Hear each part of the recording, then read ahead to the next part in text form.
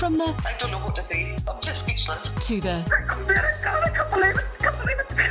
we see all sorts of life-changing moments at McKinney Competitions. How would you react? Cars, houses, tech bundles and more from just £2 a ticket. No purchase necessary. For competitions, rules and conditions, see mckinneycompetitions.com.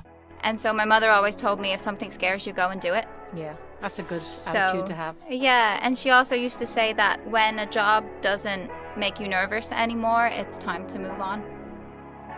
Yeah, it was scary because there wasn't the freedom of information like you would have when you're on land. So people were in hazmat suits outside and they were spraying things, and we couldn't dock to get food. And it was a pirate show, and you had to learn the sword fights, and for whatever reason they wanted to use real swords. And the girls are in a container barely bigger than their bodies, and they stay there their whole life and just keep giving birth after babies. And I couldn't look at this little pig and think that was her life, so yeah, I took her. Somewhere between that, they said I was releasing a cookbook. Okay. And they advertised that, and I'm the sort of person that I can't go to them and say, oh, you've made the mistake. Like, I've said, right now I need to make a cookbook. Yeah, so I stuck to it.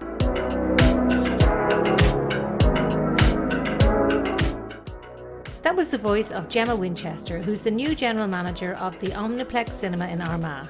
But as you can hear from those clips, Gemma has fitted more into her 31 years than most of us would in 2 lifetimes.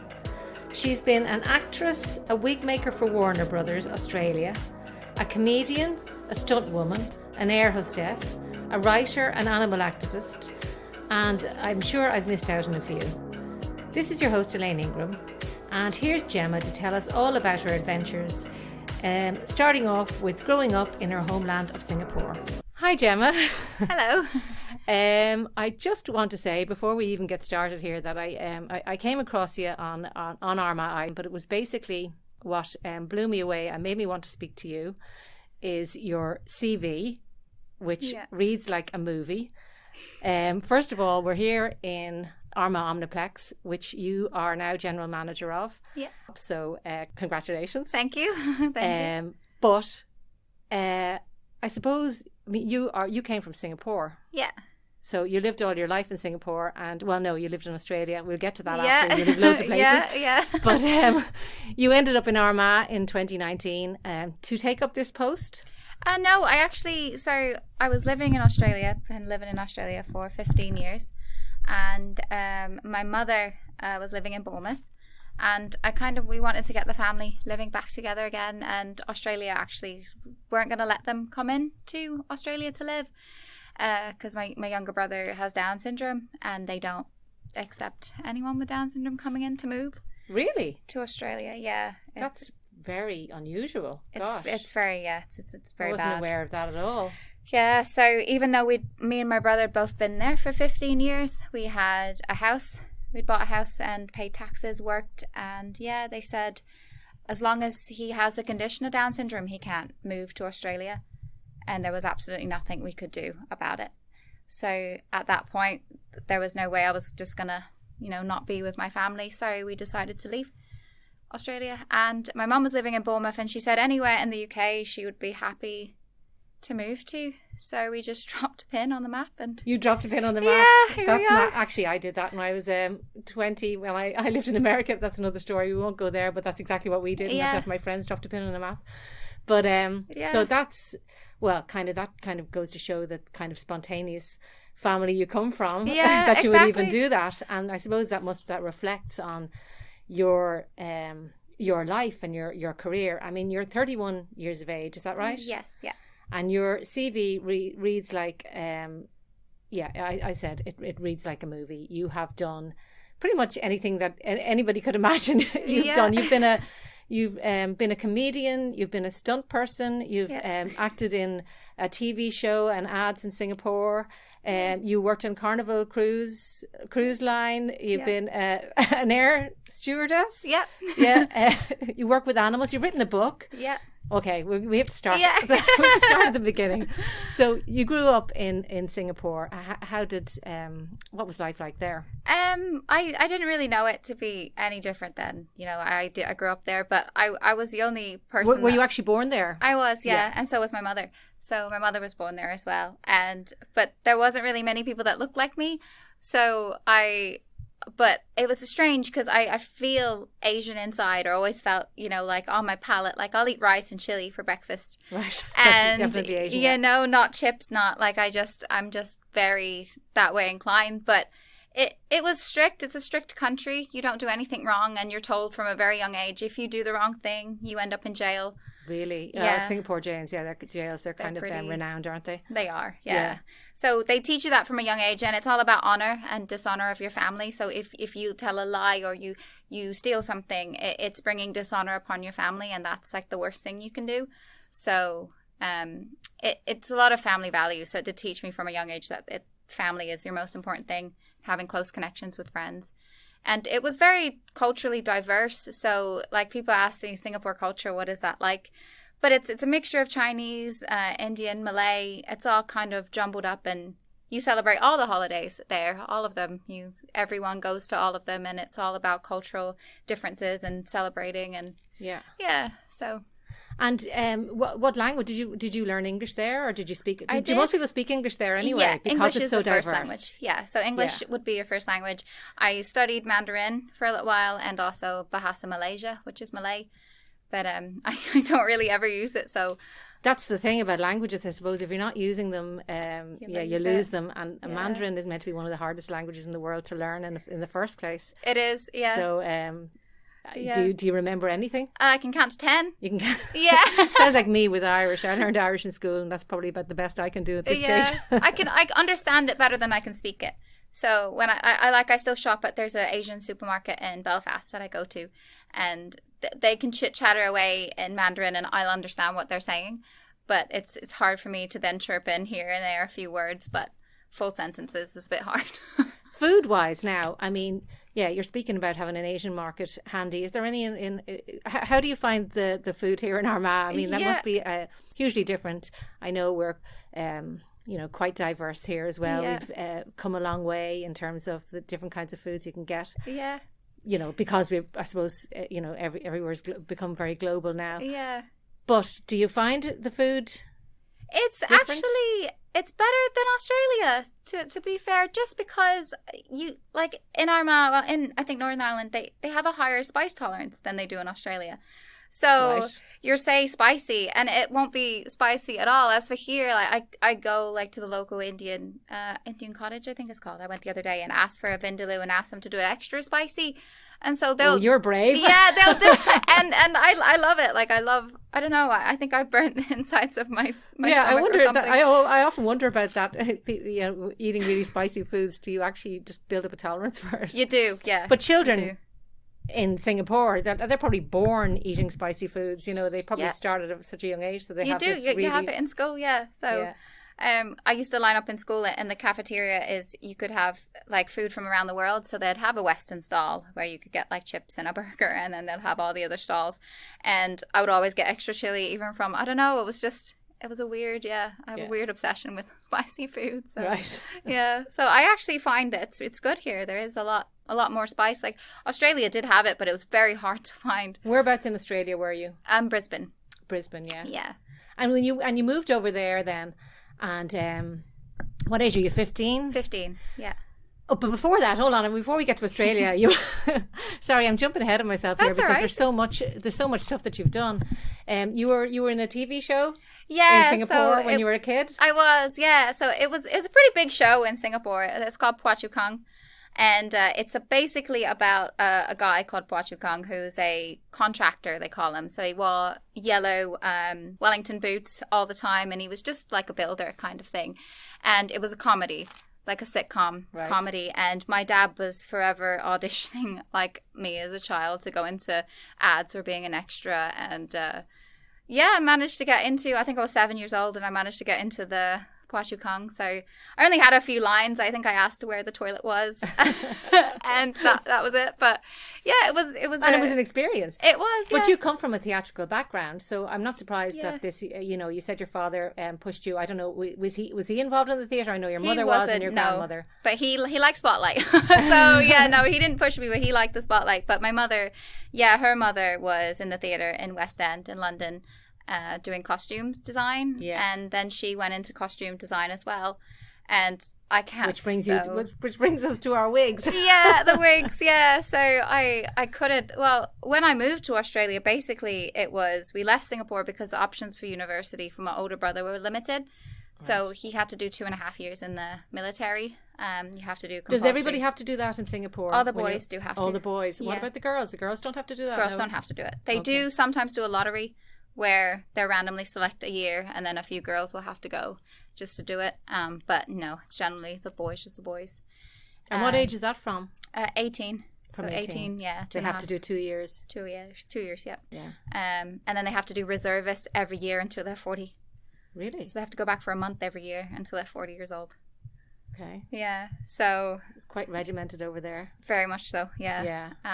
So and Australia, I mean, Australia is known to be so. I mean, I've never been to Australia, but from what we hear, the laid-back Australians, that must have been a huge cultural change for you. It was, definitely. It was, because I like efficiency. I like, things to be done and timetables. And I'm very, I guess, growing up in Singapore, that's how it was. You got your things done. But in Australia, they're very much, they're laid back. So timelines are kind of lax, and the culture is so different to Singapore. So they're not really that big on family in Australia, which I found difficult to fit in with. Well, you're lucky you're in Armagh now, because they're very big on family here. Which is great. Yeah, I love that. So that but they're really, I would have thought the Australians would be quite family orientated, no? No, not from, it's kind of like a sort of, the example I used to give is I used to try and get over to Bournemouth when my mum was in Bournemouth to see her at Christmas time. And then they would kind of say they wouldn't drive half an hour up the road to go see their family for Christmas because it's too much of a bother. Really? And it's kind of that that's kind of sad. It is, yeah. So it's a strange one. So, I mean, it's a beautiful country, and they got, it wasn't for me. I didn't quite fit in. But you did go to university there, and that's where you got into your... management. Yeah, and the hairdressing end of things, and then the wig... The wigs, yeah. The wigs. So I remember the day like it was yesterday. I was 15 and a grumpy teenager, and I was in an immigration office with my mom, and they said, you have to do one of 3 careers in order to get enough points to stay in the country. So everything was done on a point system in their immigration system. So because I was young, it was either a plumber, a mechanic, a cook, or a hairdresser. Okay. And I threw a fit because I didn't want to do any of those things. I wanted to be a paleontologist. Yes, we'll get to that. You still want to be a paleontologist. I still want to be a paleontologist, yeah. So, and they said, no, there's no demand for that. So you have to pick one of those 4. And I said, okay, I'll get into hairdressing. And I did the hairdressing school. And you have lovely hair, I might add. Oh, thank you. Thank you. And that, led me into my first job where I designed wigs for costumes and shows. So you ended up back where your mum and your grandmother started. Yeah. And did you find you liked that? I did. Yeah, I did. How do you get what do you do when you're making wigs? Like what was your job? So I had basically a portfolio of wigs that I had to maintain every day. So they had to be washed in bicarb soda because that makes them silky. And blow dry them, set them. Are they made of real hair? Sorry for interrupting you. Some are, some aren't. So for the everyday performers, like the Marilyn Monroe that would go out every day, or Hawk Girl, they were just like synthetic wigs. But when they did special shows, they would have the proper wigs, which were much easier to deal with than the synthetic ones. So this was for Warner Brothers? Yeah. Yeah. Warner Brothers, yeah. And did you meet any stars or anybody famous when you were doing your... Yeah, actually, there's a lady who used to work there as Marilyn Monroe called Sophie Monk. So she became really big in Australia. I don't think so much overseas. No Nicole Kidman, no? No. I did get to meet the Winchester brothers from Supernatural, the TV show. I went over to Vancouver. No relation? No. No. But no, not really. They kind of kept their sets kind of separate from the wig department. So they'd come in and a PA would come and grab them, or, you know, someone else would come and grab them and then take them across. Is it all very divided on set like that? I mean, do the actors have a very much, you know, separate area where, you know, the whole don't look in their eyes and that kind of thing? Yeah. Is there any truth in that? It does kind of depend. It depends on the actors themselves. So it does depend. I know Matthew McConaughey came to the set, and he was very much so, don't come anywhere near his trailer, or everything's to be left to a side. And so, but other ones I've heard are absolutely fine. So it really depends, I think, on the actors and how entitled they feel at the time. So there was a bit, they were filming, I believe it was Fool's Gold, where it was Matthew McConaughey and Kate Hudson, and they don't like each other. They don't like each other in real life? No. So to work together was quite hard. Was this well known, or are you revealing something here? Oh, no, I think it's well known, yeah. Oh, okay, I think right. it is well known. I was like, oh, man, I'm going to get sued now, no. But yeah, so when it's like that, I think, you know, one might hang out with the crew a bit more and the other might not. What was she like? You didn't get to meet her? But did you hear any? I heard that she's lovely, that she's nice. So you kind of hear, you know, whispers through the cracks, but then you don't know if she's Goldie Hawn's daughter, isn't she? Yeah. And Goldie Hawn's lovely. Lovely, yeah. Exactly. So, I mean, you hear things, but then, you know, what is said to be rumours and what's true, you don't really, there's a lot of that in entertainment, you know. Oh, that's true, siphoning through the truth. So, So how long were you there for then? About 5 years in the end. Right. Yeah. So. And what made you, or what prompted you to move on then? Did you? I kind of needed a change. I was very shy when I was younger, so I always kind of wanted to do something on the stage, but I didn't have the guts enough to do it. And so my mother always told me, if something scares you, go and do it. Yeah, that's a good attitude to have. Yeah, and she also used to say that when a job doesn't make you nervous anymore, it's time to move on, because you get complacent. That's also very good advice. Yeah, so I kind of knew all that I could learn from Warner Brothers, and they treated me well. It was a good place to work. And I mean, I'd done the Marilyn Monroe wig every day for 5 years. So it would be fun when you did Halloween events. So one of my favorite ones we did, and we only did it for 1 year, but I basically got a template and they said, could you make demon dancer hair? So what's demon dancer hair? That's all they gave me, yeah. So I basically did dreadlocks, and you have to weave the hair through a mesh net to make the wig through lace if it's a more expensive one, or just basically net if it's a cheaper one. And we got to do prosthetic horns, massive ram horns. So you have to be very creative. I mean, because you're given a very, very broad brief, and so you have to come up with this. So I mean, it is very artistic. Yeah, it was fun. Like Halloween was definitely, I got to help design some of the really cool mazes. So I had mazes from Saw, from The Walking Dead, and quite big name mazes, and got to fill them out and, you know, dress them up, which was pretty fun. That would have been really fun. Yeah, that was definitely, it was good fun. And I actually got to play Billy, the doll from Saw. I don't know if you've ever seen it, the little doll. Yes, I had to ride a little trike, and I had my cheeks painted. That's pretty my hair mad. Scary. Yeah. So being the doll, though, I had to act like a doll. So if teenagers came and pushed me over, I had to just lay there until someone came to reset me. Right. Or when someone wasn't looking, I'd get back up on my bike, you know. Right. But so they were very much for, they were professional in the fact that you were that character and you never broke it. You were, when you were, you know, in front of that door, in front of that mirror. Like once you've gone past the mirror, every door on set would have a full length mirror before you go out, and it said, "Ready, you're on stage now." Right, and that's so you had your acting skills, you had your creative side. Yeah. So you're building up towards did I mention the stunt woman bit? Yeah. So that was actually. Was this on the car? Have you got to Carnival Cruise? This is the next one, is the Carnival Cruise. Okay. Yeah. So I went on a cruise with my family, and that was 2014, was it? No, 2012. Yeah, 2012. And my mum kind of just chats to everybody, you know, and she goes, "Oh, my daughter would love to do this job. How would she, you know, kind of get around to do it?" And she just asked the question.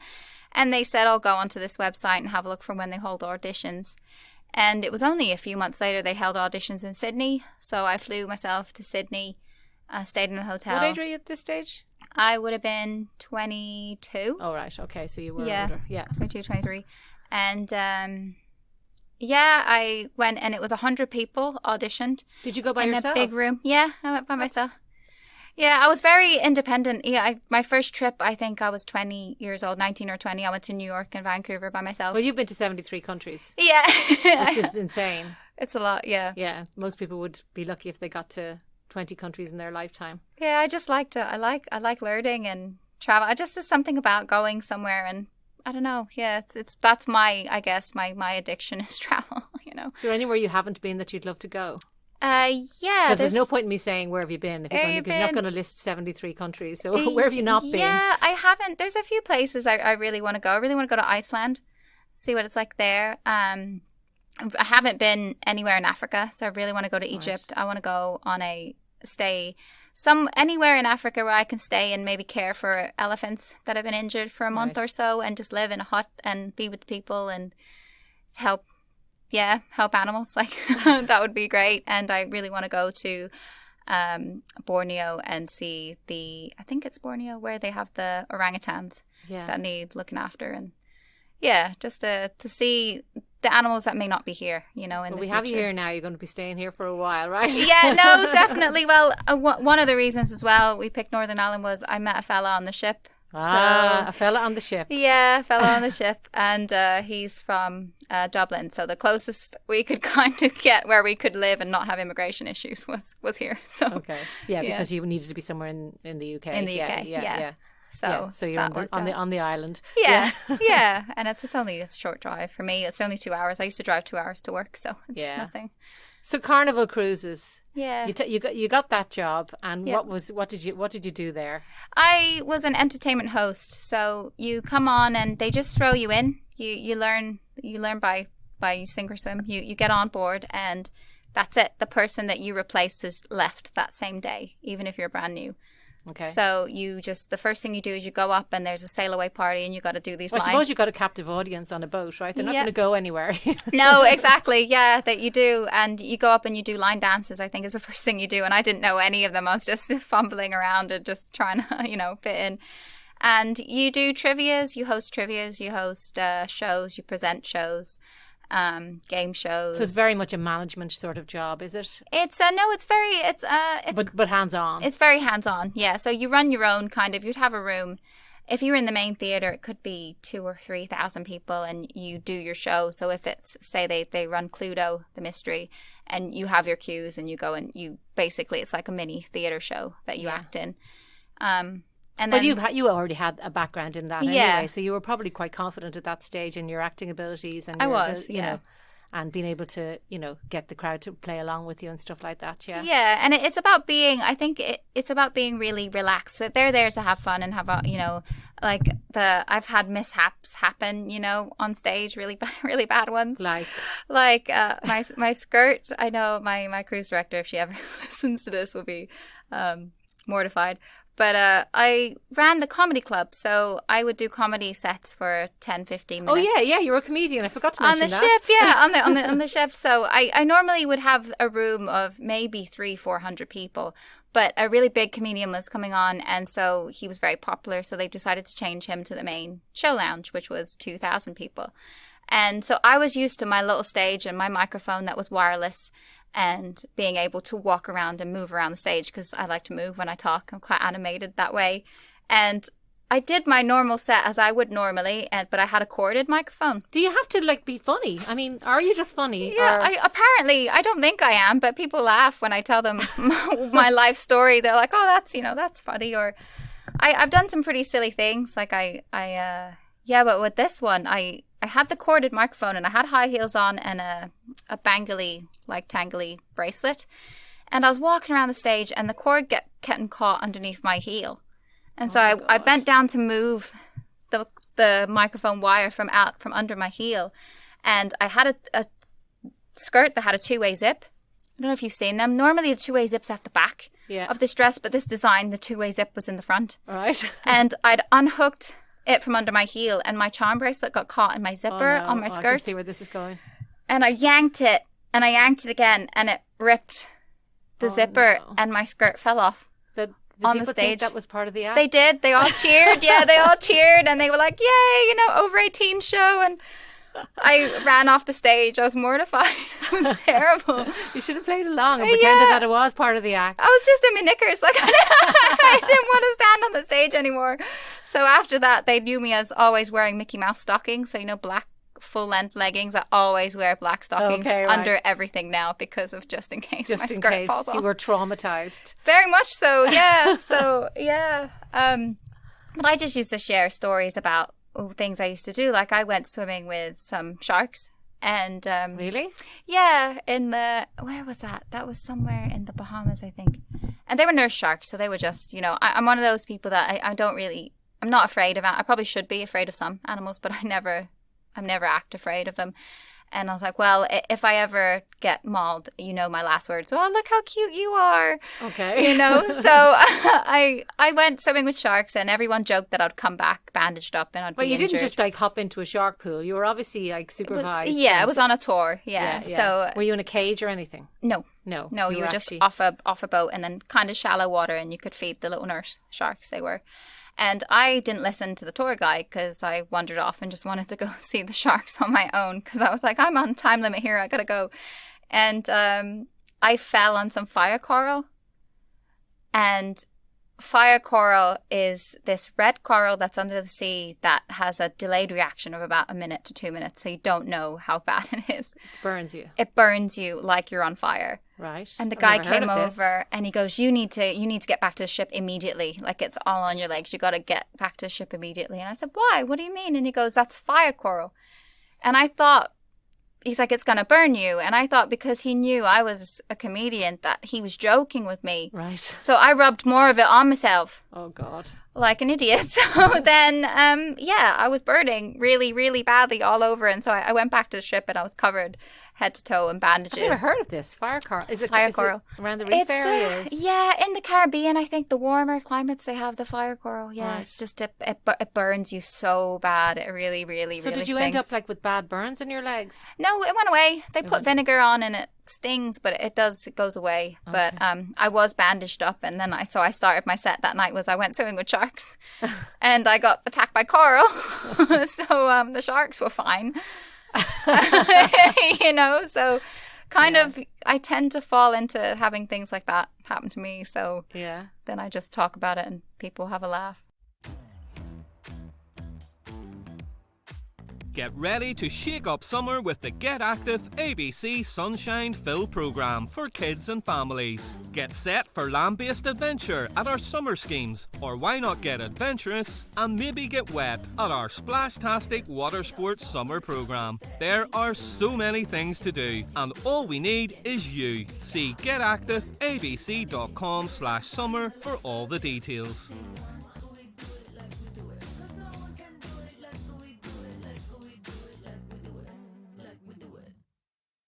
Tell me about the stunt. I need to know about the stunt. The woman. stunts? Yeah, the stunts. Yeah, so once I left the ship twice. So I left the ship one time to come back. Because you do like kind of 6-7 months at a time. And it can get very... You don't have a day off in those 6-7 months. Yeah. You're working 7 days a week. And it gets pretty draining on your body.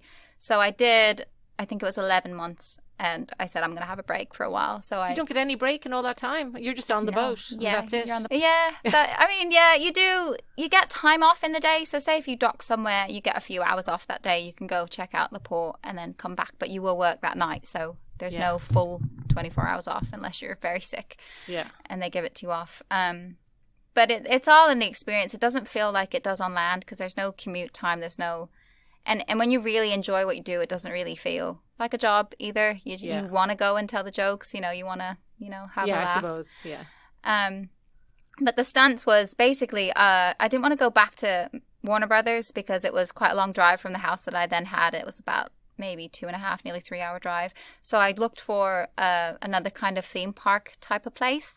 And one of my friends who actually is an amazing costume designer from Warner Brothers, took over a theme park. And so I got in contact with him and said, did you have any jobs, that I could do? And he said, yeah, we have an actor's job, but there's live stunts. So you have to be Right. able to do, and I'm the most clumsy person ever. I'm You're not, no Tom Cruise. Not great. No, no, I'm not great with anything. I'm super clumsy. So we had to basically learn. It was a pirate show, and you had to learn the sword fights. And for whatever reason, they wanted to use real swords in the Really? show. Yeah. So that Is that allowed? it was. Yeah, it was. It was. So we had to learn. We learned with like sticks, with wooden sticks. So all the training was with wooden sticks. And then they gave you real swords. And then they gave you real swords for the day of the show, and they're so much heavier. And I'm not very I strong. wouldn't be worried about the heaviness. I'd be just worried about somebody, you know. Cutting people, yeah. Yeah. Which did happen from time to time. I never got cut, but I was always the. Well, I suppose you're too not aggressive. the talent. You're just the stunt person. Just It the doesn't stunt matter if one. the stunt person gets cut. Exactly. Yeah. Exactly. So we had to. You had to fall. You had to know where to hit with the sword, so that there was times where you had to duck, and it was all kind of sequence and times, and you rehearsed it over and over again that was the sequence. And if anything went off sequence, you had a code word that you could shout out to the actors to come back out. Right. Because it would go wrong quite often because they were heavy swords. And the thing with having the heavy swords is I had learned the weight of it when it was light. Exactly. So- It would be completely different, wouldn't it? Yeah, and you're much slower when it's heavy as well, and you're swinging, and it's So a if you're two-handed in sword. a timed sequence, and Yeah. if you're swinging the swords slower, then Yeah. you could end up with, your arm chopped off or something. Exactly, yeah, Potentially. exactly, yeah. And I remember And that would make for a very, very different show. It would, yeah, it would. And there's all little kids in the front row, and I forget what it was that we called out, but a guy that I used to go against, he played a British officer, and I was the rogue pirate. And the storyline of the show was the rogue pilot and the officer end up falling in love. But I always managed to cut him every single time. I don't know why. and I would come too aggressive, but you'd have to be, I suppose, when you're on stage and people are looking at you, if you look like you're fake hitting, it looks like you're fake hitting. Right. So that's what our choreographer used to tell us. So our choreographer actually worked with the Wonder Woman movie. Oh, really? The latest Wonder Woman The latest movie. one, yeah. Yeah, so he, I forget his name, but he goes all around Australia and he teaches stunts. So he came and he did like a crash course one day, and then that was it, learn how to fall, learn, how to get hit basically, and not be in too much pain. So. Did you like that? I did, yeah, it was fun. It was a shame. Very, very physical, though. It was very physical, yeah. Yeah. It was very physical. And I'm just not a strong person. But I kind of used the comic-y, goofy kind of side, and part of that job as well was being a clown and falling over and tripping over yourself. But you must be coordinated. I mean, you must be good at dancing and stuff like that. Well, I'm not really, no. Really? Because Yeah. I would have thought that would have been a huge part of that coordination. I mean, Yeah. I'm not coordinated at all. So. I'm terrible. My line dances are awful. I did them for 7 years and I still don't really know. I'm always off. Like, only when I look back at videos I think I'm doing really well, and then you look back at video at myself and go, oh no, I can see I'm totally gone wrong everywhere.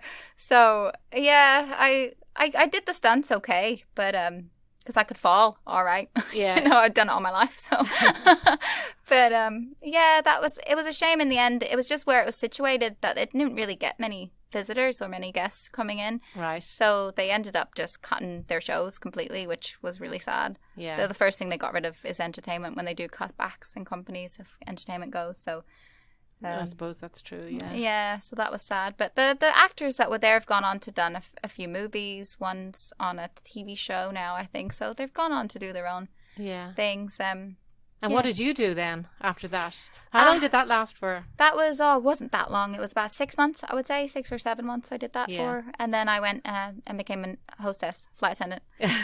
Yeah. For what airline? For Tiger Airlines. Okay. So they're a branch of Virgin. Yeah. Yeah, and I love traveling, and the training for flight attendant is intense. It's very, very intense. Probably the most intense study I've done. Really? Harder than university, in my opinion. It was 6 weeks crash course. You had to know every aspect of that plane. You had to watch, crash investigations, and it was. In another life, I actually drove a school bus in America, and I'm revealing this now, but I can completely relate to the crash course thing because that was really intensive training, and I had to basically know, how the bus ran, everything, look under the hood of the bus and know what everything was. Yeah, just Yeah, so I can Absolutely, relate to yeah. that. Like so you really need to know everything about the plane. You do, yeah. You need to know absolutely everything, and it was a great job because I love travel, but I was afraid of flying. Really? Yeah, and again, going back So to my this mum. was going back to your My mum's mum. advice. Yeah, and she goes, "What if you go and be a flight attendant?" And when we were in the class, everyone answered why they wanted to be a flight attendant, and I said because I'm afraid to fly. Okay. I'm scared of flying. I was petrified. I used to be so scared, and it worked within the first few months because I knew, oh, that's an air pocket, or that's the brakes coming down, or that's the brakes going back up, or the wheels, sorry, not the brakes, or that's they're swapping an engine around or whatever they're doing with the because you had an awareness of what was going on. It took away your fears. It took away my fears, yeah, and I felt much better then, and I got over it, yeah. Yeah. So it was a good job. It was fun. Best thing was you got to basically fly anywhere in the world that you wanted on your time off. Just pay the taxes. Brilliant. So that's how I got to all my countries. So you have to tell me about the fella. You met the fella on the boat. On the boat, yeah. So I met him. Are you still with the fella? I am, yeah. I am, yeah. He's a good one. He's a good egg. So I was on the ships beforehand, and because you're such close knit on the ship, you make friends for life. You make really solid friendships. Yeah. And one of my best friends was living in America, and our combined another best friend, he was having a bit of a crisis on the ship he was on. He's quite, a little bit dramatic. He was having a bit of a crisis, so we decided to go surprise him and visit him on a cruise. So I was actually working for the airline at this time, but I took the time off and I did the surprise cruise.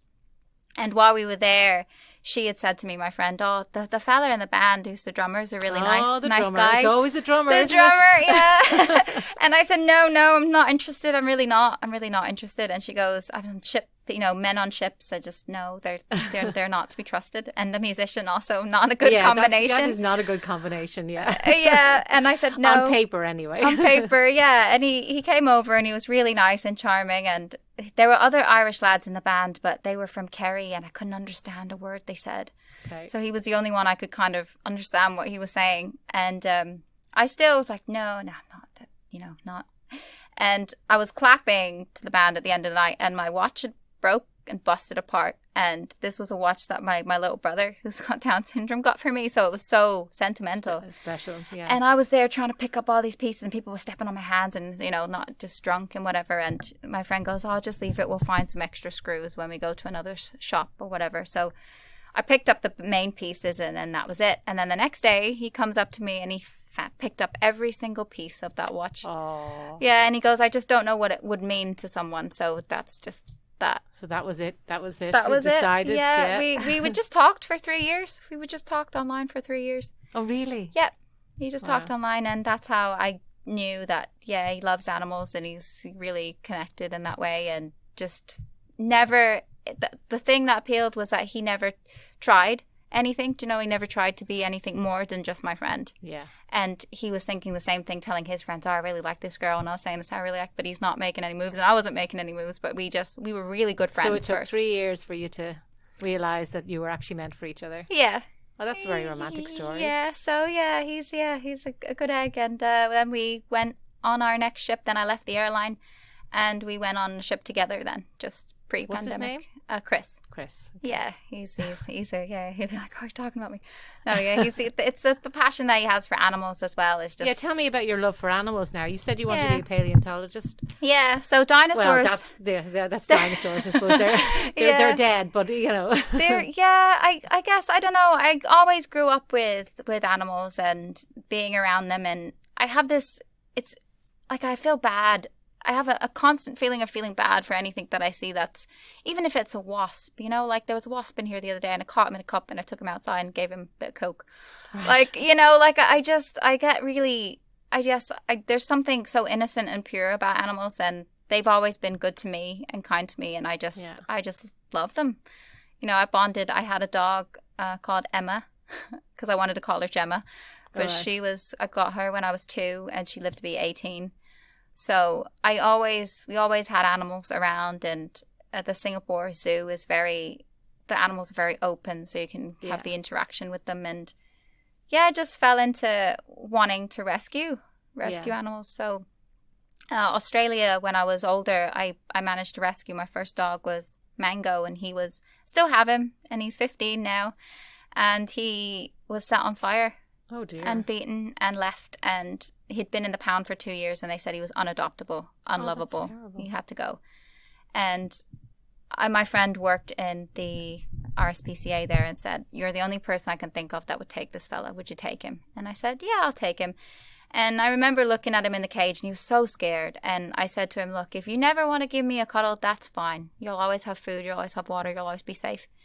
And it took him 8 years to give me a cuddle, but he eventually came round, and after 8 years, he's now the most cuddly, lovable, friendly dog. So, that kind of sparked to see the difference you can make, because from how terrified he was to where he is now. Yeah. And that kind of sparks something in me to just want to do that on like a large scale, if I can. But you write as well. Yeah. You've written you're in the process of writing a fantasy novel, is that right? Yeah. Where do you find the time to do all this? I'm very, that's my Singapore regiment comes in like every day. It's like wake up 8 a.m, eat breakfast at 8:15. Like that's pretty OCD of me, I'm pretty bad with that. But I need to go to Singapore for a while. It keeps you. I'll send my children there too. It keeps you on they're all about, I guess, going after. If you want something, you go after it. You've got one life. This is the time you've got, and time's more precious than anything. So use it, because you don't know when it's up, Yeah. So I kind of, with my book, I wrote a cookbook, and that was because I was part of animal rescue over in Australia, and I got Monkey, who's a 3-legged Chihuahua, and he was used as a bait dog, a live bait dog for dog fighting. And his rehabilitation inspired a few people, me bringing him back because he was at the brink of just not wanting to live, didn't want to eat, didn't want to drink, didn't want to just really? And the vet said, "Look, he's got 2 months, maybe that's and I still have him now, and he's the representative for County Kildare in the south, where he doesn't even live there, but that's where." Hold on, explain that. So Chris lives in Kildare, and so whenever I go down, I bring Monkey with me. And he got known around the cafes, and he's on Instagram, and he's really cute. Does he have his own Instagram account? He does, yeah. So I was like, he manages it. it. Yeah, I manage He's not that clever. He's not, no. And it's because there's something about him, because he's got his little 3 legs, and he's so tiny. And what he survived was just, he shouldn't have survived, basically. He was left, they basically evacuated the dog fighting arena, and it was all closed down. All the dogs were removed, and the police came in about a week later to just have a look over the place, and a police officer heard him crying, still alive, and he was chained to dogs that were dead. So he was still alive. That's awful. And so I paid for his surgery, got him out, and he had a cracked skull, he had punctured lungs, punctured liver, punctured kidney. He was not okay, and now he's there, and he gets to go to cafes and have sausage and chips on a plate. So he's a local legend in Kildare. He is, yeah. He actually is. He's going to a hotel called the 12 in Galway. He was invited to go stay at a hotel because they have really dog friendly. This is a dog facility. Hotel. It's a regular hotel with really so good who's dog he going facilities. By himself? He's going with me and Chris. Yeah. So I joked that him and Chris are going for a couples massage together. Right. So. Yeah, they'll it's amazing just how, his story could inspire. And I was invited to, in Australia, back to the book, was an organization called Sea Shepherd.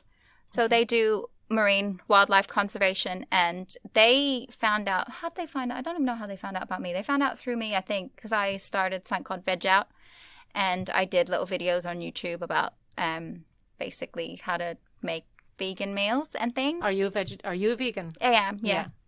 And there was some misunderstanding with Sea Shepherd, so I'd said to them, because it was their 30th years or 40 years Stand Fast Festival, it's called, and they'd asked me to come and do cooking demo. So I said, yeah, I could do cooking demo on how to do raw vegan balls that were like oats and agave and chocolate chips and things, and I'll do the live cooking demonstration. And somewhere between that, they said I was releasing a cookbook. Okay. And they advertised that, and I'm the sort of person that I can't go to them and say, "Oh, you've made the mistake."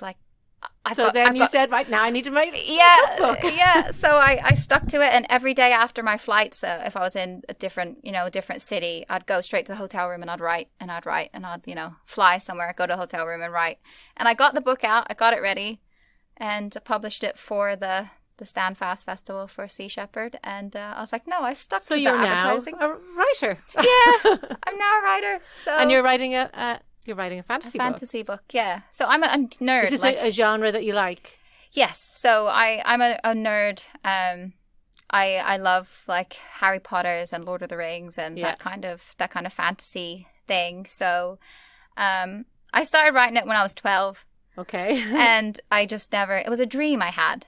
Yeah. And I still remember the dream like it was yesterday. So I started writing it then. I just haven't finished it, and I'm 31. So yeah, well, you kind of been a little bit busy with other things. Yeah, But you came here in 2019, and that was pre-pandemic.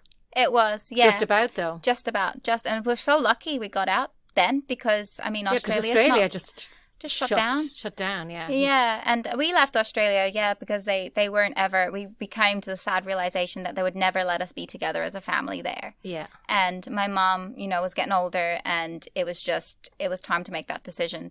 So all of the family are here now. Yeah, we all came together. So it's a very small family. I've only got my mom and my 2 brothers now. That's it. Yeah. So we're very close knit family. We look after each other, and yeah, so I've actually me and my brother just bought my mum a house. Oh, brilliant. So how did you get the job here in the cinema that we're sitting in? Yeah, so after the pandemic, I got stuck on the cruise ship that was the contract I did together with Chris, and we were stuck at sea for a month during COVID. Oh, you were stuck. Were you in that one of the boats that was stuck at sea? Yeah. Oh my God. For a month. What was that like? Yeah, it was. This podcast could go on all day. It was bizarre, because you had this floating hotel that was meant. What was the name of your cruise ship? Was it one of the famous ones that actually got stranded? No, it was called the Carnival Fantasy. Yeah. And that ship forever for me. I remember we had to clean that ship from top to bottom, because they had to give us something to do while we were stuck at sea. And I remember saying, because there were rumors that the ship was going to be scrapped, and I said, there's no way, after I've cleaned this ship from top to bottom, they're going to scrap this ship. And it was just so strange being on this ship that was meant for 3,000-4,000 people, and it was just So you crew. just had to just stay. Nobody contracted it, did they? Nope. No, we were lucky. Everyone was. But the scariest thing was we didn't know, because the internet's slow and terrible, and I can imagine you only get fed what they're telling you. And we had 2 temperature checks a day. They were feeding us information, and it was as if the world was ending, because we had no idea what was going on, and people were saying their family at home were getting sick, and people were hospitalized. Yeah, and you people were probably dying. Just terrified because you. I was, and I have weak lungs myself. I have very weak lungs, so. When they were going to fly us back, I was like, I didn't drink or eat the whole time on the way back we were in Mobile, Alabama. We always joke that if the world's ending and we're stuck in Alabama, of all places in the world to be stuck.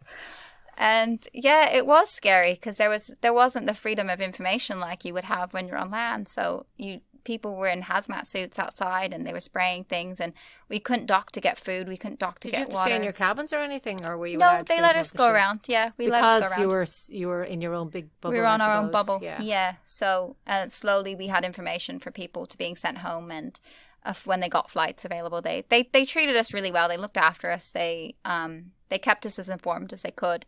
And they got everyone out that wanted to get out. And they even gave you the option if you're too scared to fly back to wherever you're going. So people like that had to go to Italy when Italy was at its worst. The ship said, look, you've got a home here. You can stay here for as long as you need to. Well, that was good to that be you safe. had that. Yeah. And did you fly back? Where did you fly back to Australia then? No, I actually flew. I'd moved then. I just moved to Ireland before we went. Ireland then, yeah. So I flew. I think it was Alabama to Houston, Texas, and then Houston to somewhere else, to New York it might have been, and then to London, and then London to. And did you have to isolate them when you came here? Yeah. Yeah. Was it the hotel isolation thing or just your own? No, they didn't have that availability. That was before. Yeah, it was before. Start, They said you had to go somewhere to isolate. So we were lucky. We had friends here that had a cottage that was empty that you could go to. But because I didn't want to go home because my mum is elderly and my younger brother has medical complications. So I was terrified to go in that house. I didn't want to, you know, make them sick. So you did the right thing. You just, we isolated until we knew we were fine. And we've been, we were all right. So. And what's it been like for you here? How did you get into, did you just apply for this job? I did, yeah. So during the pandemic, I worked as a special needs carer. So I write articles for the Autism Parenting magazine. Yes, that's another thing. So I just can't keep. It's it's because both of my brothers have autism, so I kind of use what I know to help people understand it a bit better, or how to manage it in a way that just is practical in everyday life, because I've lived it my whole life and I don't know any different. And I was writing for them and working as a special needs carer, and I just kept looking throughout that time for something that would spark me to do what I want to do again. So as much as, you know, caring, and it's a great job, and I take my hat off to anyone who does the caring, because it's hard. And I think you have to be, I'm a very soft person. And so for me, it was a drain to see anyone who like deteriorated or got sick, and you had to just live with that, you know, and there was funerals and things of ones that were passing away. And for me, I'm too soft. It was just a mental drain on myself, and I couldn't do it. So when this came up, I jumped at it, because it was, you know, I love films. I'm a nerd, and it was back into entertainment, which I thought was gone for a long time. I know. And the cinema here is just, you know, they've just reopened. Yeah. How difficult has it been, you know, is it hard, like getting people back in? Because people have gotten used to sitting at home and watching Netflix, and a lot of stuff has been streamed online now that you can get. Movies are going straight to streaming services. Exactly, yeah. Has that been a problem? Are you finding it hard to get bums on seats, basically? Yeah, it is. It definitely is. That's why I reached out to Armagh in the first place, was I know the importance of advertising and people knowing. And I guess because I do come from such a strong entertainment background, it's all about your presentation and how someone feels when they come to a place. So yeah, we may be showing the same movie that you can get on a streaming service, but you're not going to get that feeling. No, I mean, you can never match the cinema experience on a screen. You know, you really can't. I mean, it has to. I mean, obviously there are some films that, you know, lend themselves more to the cinema than others. You know, obviously any of the big blockbuster type films, you kind of have to see them on a big screen, don't you? Yeah, you do. Yeah. But any film, it's all about the ritual. It's all about the, you know, the popcorn, and it's a night out. Exactly, it's something to do. It's not the same sitting watching it on TV, because you could do that any night of the week. Exactly. Yeah. But have you had trouble getting people to buy into that? And not only that, I suppose the films that weren't made over the pandemic that should have been made, there's probably are there a lot of films like being, you know, that haven't been made? Yeah, definitely. There's films that were delayed for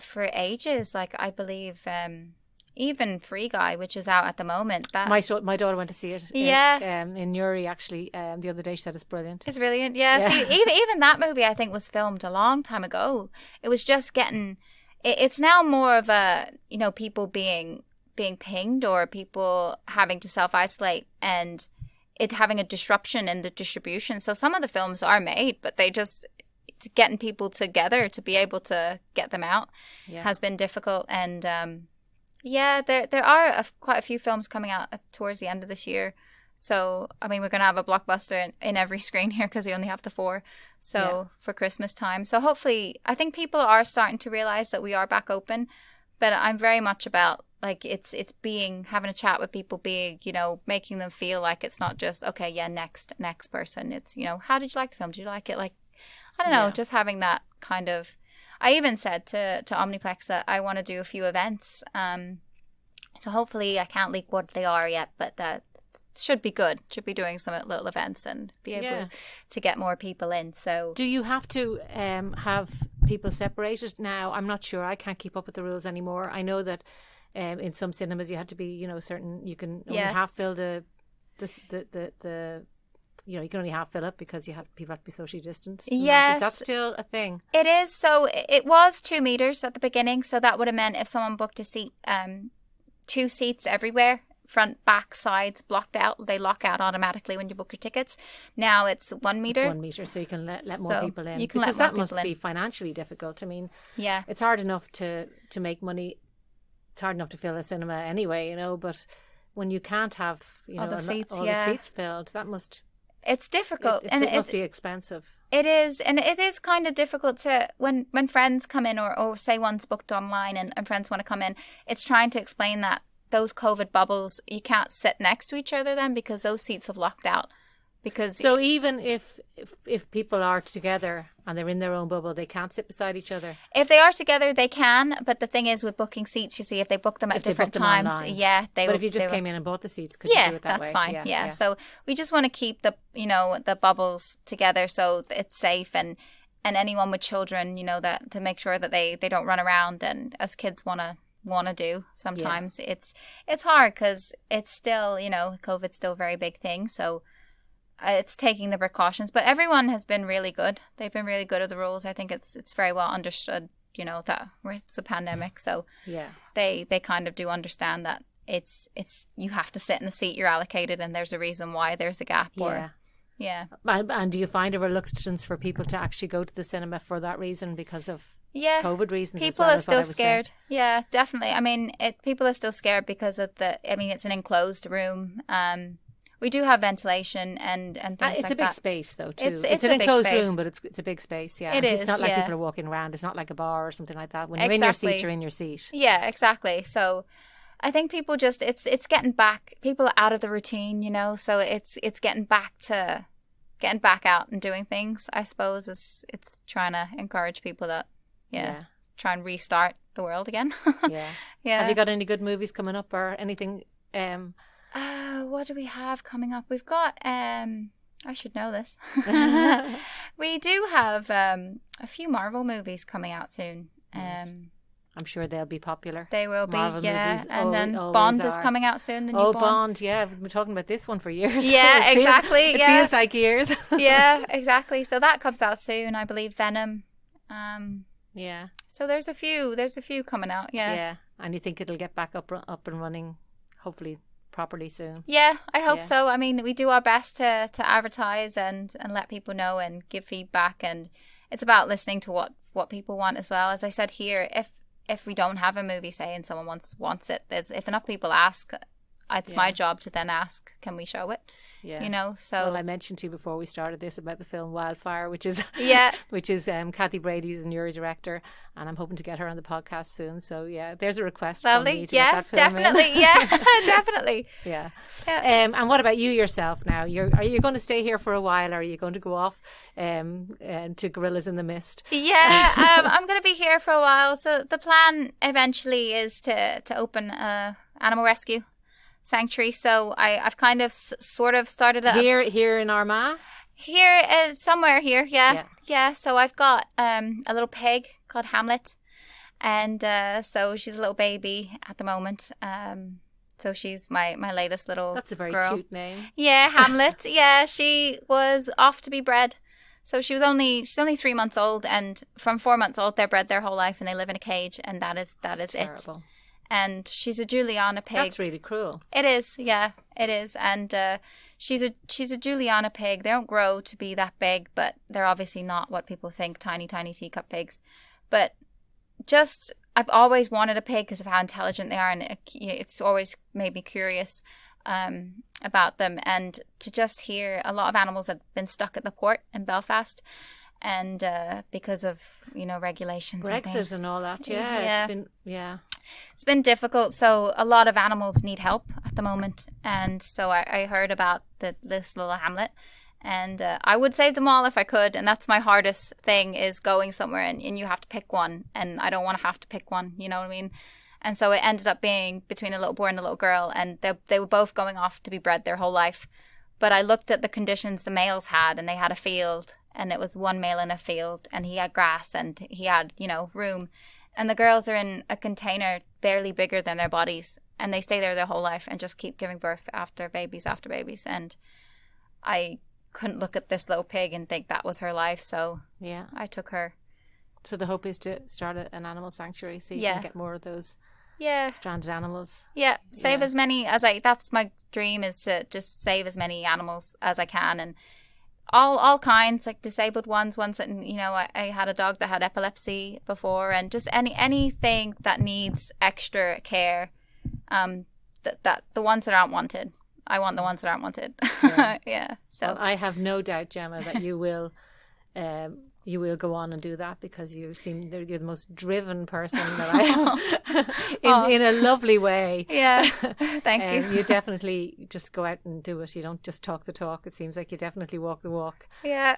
Yeah. The paleontology is next as well. You're going to be hopefully to study that as well. They do have it at Queen's, I think, in Belfast. Yeah. So I'm keeping my eye on it. I want to be able to juggle everything. Yeah.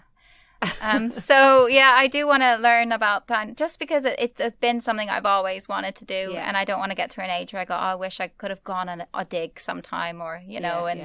I'm just fascinated by the past, and I think that when something's gone, people don't really look into it anymore. But I think you can learn a lot about what's happening now from the past. Yeah. So everything's happened before. Do you know what I mean? In a way. Yeah. So yeah, hopefully I can write a book about it. Maybe. I don't know. Yeah. Okay, well, Gemma, it's been lovely talking to you. Yeah, lovely talking to you as well. Thank you for having me. Thank you very much. Thank you. Thanks for listening. I hope you enjoyed that chat with Gemma as much as I enjoyed talking to her. I'm trying to get out to the cinema sometime soon, because they're definitely open for business. Remember to keep getting all of your news from Armagh, and I hope you join us next time for our podcast.